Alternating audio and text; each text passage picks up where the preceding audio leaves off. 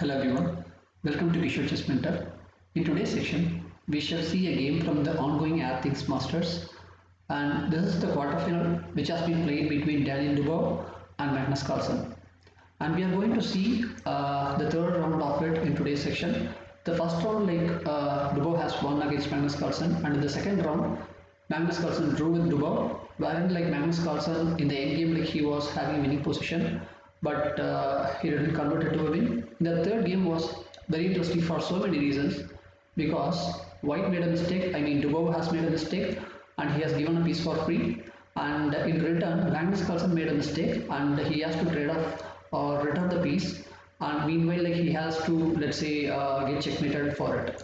So this is one. And then apart from that, after the game, Dubov has celebrated. Which is quite natural after winning a world champion. But Magnus Carlsen has shared that he is in deep funk, and he has expressed his frustration because of losing back-to-back games. And on a lighter note, he has also shared that Dubov has wrote to him saying he apologized for his mistake. For celebrating on the air. And even though Carlsen said he didn't saw it, but he has apologized, and he told him to cheer him up. And they have exchanged pleasantries by saying nice things about both of them. And Magnus Carlsen in the end said that he is a worthy opponent and he is a great lad. So let's get into the game. e4, knight f6. So Carlsen is playing for black, and Dubov is playing for white.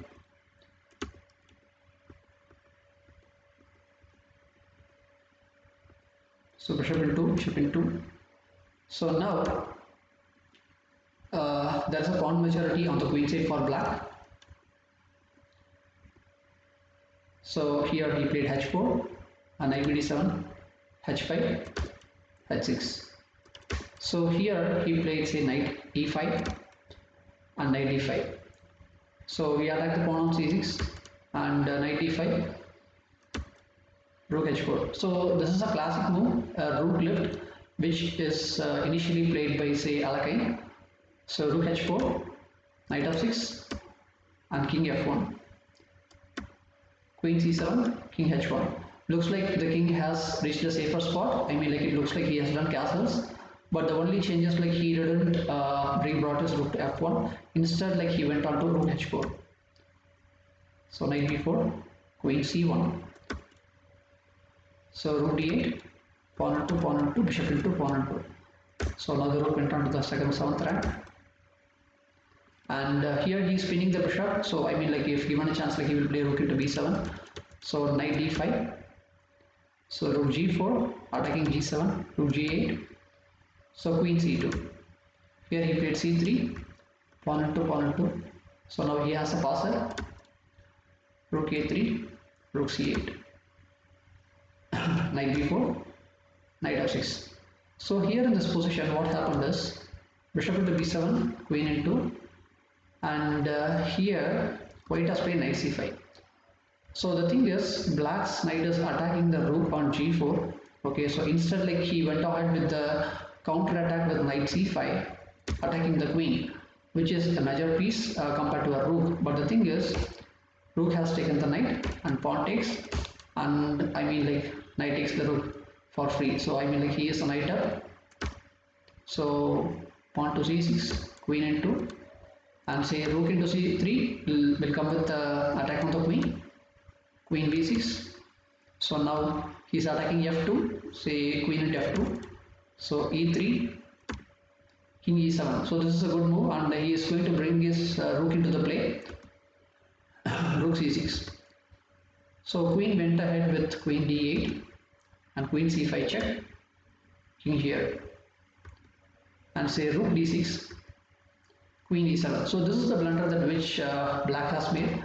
So the reason is this went ahead with say queen here, check, king here, and f3, because when the knight goes somewhere else, okay, so it can be a checkmate. So let's say for example, if the knight goes somewhere say here, I think probably we can play queen here, checkmate. So the knight cannot go anywhere, so he has to go ahead with f5, and for f5 he went ahead with pawn into rook here, so queen here, king here, queen into, and it ended up in a checkmate as pawn cannot take the queen because it's under pin. So this is very rare, and I mean like it is understood that Magnus Carlsen was under tremendous time pressure, but still like blunders from both the end. Okay, so I mean like both of them have given chances to each other, and in the end like it was Carlsen like who made the blunder. So before going here, okay, so what can we play instead of queen e7? Instead of queen e7, probably like we can play queen to a5. So the idea being, let's say for example, if we are going to do the same thing again, okay, so I think the queen can go to e1, give a check, and then queen into f2. Okay, so he could have tried that. So instead, like let's say if he is going to do the same thing again, okay, so king can go here, and if he goes like queen to f4, and he can take the king into pawn, and if he wanted to take queen into f7, he can go with g6, and there are no more checks, right? There are no more checks. On the other hand, like black is having his queen on a5, from wherein he can go ahead and attack the king, which is quite exposed, and the knight on g4 is well placed, so it will aid the attack with, let's say, queen e1, and after that queen into f2, probably if the queen was not there on f7. Okay, so this is one, and after g6, like there are no more checks. You can pretty much take the rook if you want, but the thing is like the queen has already left at f5, queen e1 check, king goes here, and it can end up in a checkmate as well. Okay, so this is one. So instead, the difference here what has been made is that instead of say going with queen e7, where the queen is going to remain passive, and there won't be any chances for black to attack the opponent's king, or let's say there is no other threats that which counter threats that which black can make. So what happens is this went ahead like this, and the king being quite exposed, it is understood that I mean like there are plenty of chances for him in order to give a checkmate, and he has both the pieces like which are quite well placed, and the king has no squares to go. Okay, so instead of here, okay, so let's say we have seen knight c5, right? So instead of knight c5, probably then what can we play? Instead of knight c5, probably I mean like for say queen into here, bishop into b7, queen into b7, the rook on g4 is under attack. So instead of, let's say, counter threat with say knight to c5, probably we can play rook to f4. Okay, so the knight cannot take the rook now, but there are other threats, but I think like it is still playable. So b4, and now he has a connected passers, rook to b3, the only move, and the knight goes on with an outpost, say knight e5. So from here, I mean like what happens is like it is supporting both the pawns, as well as there is a threat on f4. So rook goes back to f3, and from here it's quite unclear. Okay, so it is not that white is winning or black is winning. Anything can happen, and it's quite unclear, which is completely playable. So white has made a blunder with say knight c5, wherein like he didn't saw that I mean the rook can exchange for the knight, and the rook on g4 is completely I mean like hanging. And but the thing is in the end, okay, so the thing is the queen has to go to a5, and from there like it can give some counter threats, and there are chances for him to defend the position as well, and the knight is still placed on g4, but the game has ended up in Dubov's favor.